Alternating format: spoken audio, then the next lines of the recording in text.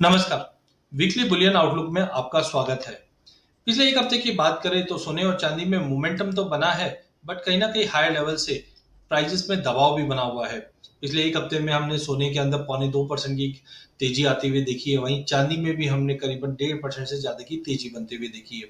But इसके विपरीत अगर हम देखें तो इंटरनेशनल में अभी भी प्राइजेस $1800 के नीचे ट्रेड कर रहा है। वहीं अगर चांदी की भी अगर बात की जाए तो चांदी भी करीबन 2280 के ऊपर सस्टेन नहीं कर पा रही है।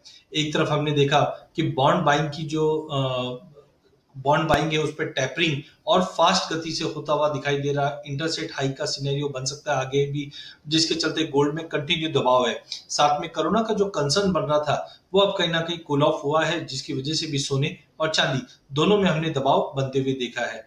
बट कहीं ना कहीं अभी भी जो राइजिंग टेंशन है बिटवीन यूएस, रशिया, यूक्रेन, ये कहीं ना कहीं प्राइजेस को थोड़ा बहुत सपोर्ट भी दे रहा है। फेड के ये हफ्ते 14 दिसंबर को नए अपडेट्स आने हैं, वो काफी इंपॉर्टेंट है, क्योंकि इन्फ्लेशन का सिनेरियो आगे जाके कैसा रहेगा, that will be the most important. Base metal में भी हमने एक सुस्त रेंज देखा है, जिसकी वजह से चांदी के अंदर हमने एक बड़ी गिरावट बनते हुए देखी है, और फिर भी 60 से 63 हजार का रेंज डोमेस्टिक मार्केट में बना हुआ है। हाजिर मार्केट में प्रीमियम थोड़े बहुत इंप्रूव हुए हैं, क्योंकि ईयर एंड भी है और फेस्टिवल सीजन के साथ साथ हमने देखा शादी के चलते डिमांड कंटिन्यू बनी हुई है। एक और चीज कंसर्न है चाइना का property sector, because already Evergrande का हमने देखा था कि जो डेट क्राइसिस है वो और बढ़ते हुए दिखाई दे रहा है, जिसके चलते कहीं ना कहीं गोल्ड को सपोर्ट मिल रहा है। बट एज ऑफ नाउ हम देख रहे हैं डॉलर इंडेक्स में थोड़ी बहुत गिरावट है। 96 के नीचे डॉलर इंडेक्स आ चुका है। बट ईटीएफ के अंदर जो इनफ्लो है वो पहली बार हमने देखा है। As per world gold council ने बताया कि करीबन 13.6 टन का नवंबर में हमने इनफ्लो आते हुए देखा है। तो ओवरऑल अगर हम देखें तो काफी मिक्स व्यू होने की वजह से सोना एक दायरे में अटक चुका है। चांदी के अंदर भी हमने देखा कि बेस मेटल का जो मूवमेंट है वो कहीं ना कहीं पावर क्राइसिस की वजह से सपोर्ट है, बट डिमांड कंसर्न्स की वजह से कहीं ना कहीं कैप है। तो अगले हफ्ते की अगर हम बात करें तो प्राइजेस 47,500 के करीब ड्रॉप होने पे लेके चलिए 48,500 तक का लेवल दिखा सकता है। बट ध्यान रखिए 1820 और 1770 ये इतने इंपॉर्टेंट लेवल्स है, कहीं पे भी बड़ा ब्रेकआउट, बड़ा मोमेंटम बन सकता है। ईयर एंड भी है, पोर्टफोलियो रिशफलिंग्स भी हम इंटरनेशनल में देखते हैं। तो सभी फैक्टर के चलते मार्केट पे कॉशियस रहना बहुत जरूरी है। चांदी 60,000 से लेकर 63,500 का जो रेंज है, इस रेंज में मार्केट मूव करेंगे। कहीं ना कहीं लोअर साइड पे फिर से बाइंग लौटते हुए दिखाई देगी सोने और चांदी पे। धन्यवाद। नमस्कार। एनर्जी कॉम्प्लेक्स वीकली आउटलुक में आपका स्वागत है। पिछले एक हफ्ते की अगर बात करें तो एनर्जी कॉम्प्लेक्स के अंदर भी हमने काफी बड़ा उतार चढ़ाव आते हुए देखा। एज ऑफ नाउ अगर हम परफॉर्मेंस की बात करें तो एमसीएक्स में एनर्जी इंडेक्स के अंदर करीबन 8% की हमने तेजी बनते हुए देखी पिछले एक हफ्ते में, जिसके अंदर हमने देखा सबसे पहले क्रूड ऑयल में जबरदस्त गिरावट के बाद एकाएक हमने काफी बड़ा उछाल आते हुए देखा, और इस वक्त पिछले एक हफ्ते में 11% की बड़ी तेजी आती हुई दिखाई दी। वहीं नेचुरल गैस के अंदर भी हमने देखा कि एकाएक प्राइसेस ने 300 का लेवल तोड़कर 270 तक के भी लेवल छूते हुए देखे। ओवरऑल पिछले एक हफ्ते के अंदर हमने करीबन 6% की गिरावट बनते हुए देखी है। सबसे पहले अगर क्रूड ऑयल की बात करें तो क्रूड ऑयल के अंदर हमने देखा था कि कहीं ना कहीं ओपेक के आउटकम का एक वेट हो रहा था, बट ओवरऑल हमने देखा कि प्रोडक्शन बढ़ रहा है, सप्लाई बढ़ रही है, सप्लाई इंस्टोर हो रही है, जिसकी वजह से प्राइसेस के अंदर हमने काफी बड़ा गिरावट आते हुए देखा। साथ में ओमिक्रॉन का भी कंसर्न बना हुआ था कि वायरस आगे कैसा रहेगा, फर्दर लॉकडाउन भी लग रहा है, जिसकी वजह से एनर्जी डिमांड काफी प्रभावित हो सकती है, जिसके चलते हमने इंटरनेशनल में ब्रेंट को एक बार $62-63 तक भी छूते हुए देखा। बट अब अगर हम देखें तो ओमिक्रॉन का जो कंसर्न है वो भी कम हुआ है। ईरान न्यूक्लियर टॉक फिर से स्टेल में है, जिसकी वजह से कहीं ना कहीं क्रूड में एक वापस उबाल आना चालू हो चुका है। चाइना के इंपोर्ट की बात करें वो भी नवंबर मंथ में काफी अच्छा रिबाउंड हुआ है, जिसकी वजह से प्राइसेस को सपोर्ट मिला है।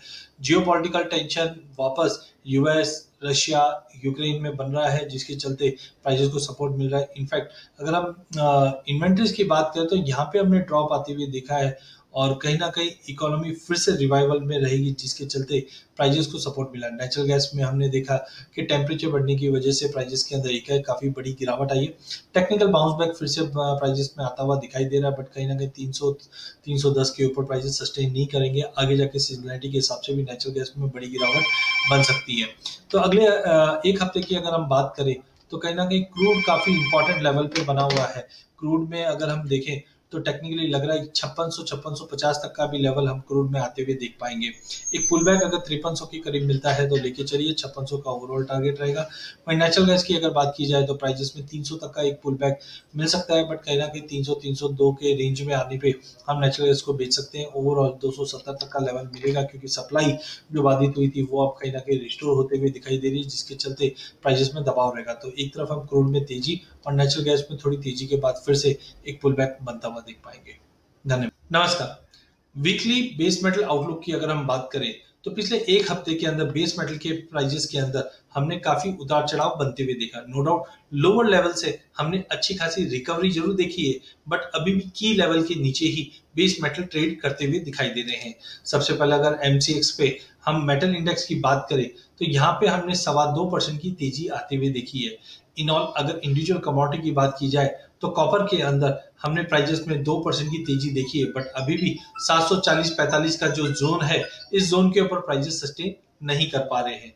जिंक के अंदर भी इन्वेंट्री ड्रॉप के चलते और प्रोडक्शन कटलमेंट के चलते करीबन 3.5% की तेजी हमने जिंक के प्राइजेस में भी बनते हुए देखी है। वहीं स्टेनलेस स्टील और आयरन और के भाव में तेजी और डिमांड की वजह से कहीं ना कहीं 2% की तेजी हमने निकल में भी बनती हुई देखी और प्राइजेस फिर से 1550 के ऊपर सस्टेन करते हुए दिखाई दे रहे। एल्यूमिनियम लेड दोनों में हमने 1 से 1.25% की तेजी बनते हुए देखी है। कहीं ना कहीं सप्लाई कंसर्न्स बने हुए, बिकॉज जनरली हम देखते हैं कि विंटर्स के अंदर प्रोडक्शन कट्स रहते हैं, जिसकी वजह से प्राइजेस में कहीं ना कहीं सपोर्ट मिलता हुआ दिखाई दे रहा है। बट अभी भी अगर हम बात करें तो चाइना के अंदर एवरग्रैंड या प्रॉपर्टी मार्केट का जो कंसर्न है, ये प्राइजेस को अपसाइड को कैप करता हुआ दिखाई दे रहा है। इन्वेंट्रीज भी हमने देखा है काफी कमोडिटीज में ड्रॉप आया है। कॉपर के इंपोर्ट की बात करें जून में अगर नवंबर मंथ में, तो यहाँ पे हमने 24% का जंप आते हुए देखा है। वहीं अगर हम जिंक के आउटपुट की बात करें तो यहाँ पे भी हमने थोड़ा सा फ्लैटिश नोट देखा है। निकल के अंदर हमने देखा वेयर हाउस के अंदर जो स्टॉक्स है वो लोअर लेवल पे पहुंच चुके हैं और डिमांड अभी धीरे धीरे इंप्रूव हो रही है, जिसका भी प्राइजेस को एक सपोर्ट मिलता हुआ दिखाई दे रहा है। कहीं ना कहीं ओवर बेस मेटल की बात करें तो हमें लगता है कि प्राइजेस के अंदर लोअर लेवल से मार्केट को सपोर्ट मिलेगा, बट अपसाइड भी अभी भी कैप दिखाई दे रहा है। इन ऑल अगले हफ्ते के लिए कॉपर में ध्यान रखिए, अगर 740 के ऊपर निकलता है तो ही बाय करके चलिए, अदरवाइज 720 से लेकर 740 के बीच में मार्केट ट्रेड करेगा। जिंक के अंदर भी 270 के आसपास बाइंग की जा सकती है। निकल के अंदर 1540 के अंदर बाय कर सकते हैं और लेड एल्यूमिनियम में थोड़ा कॉशियस रहकर ट्रेड करना चाहिए। धन्यवाद।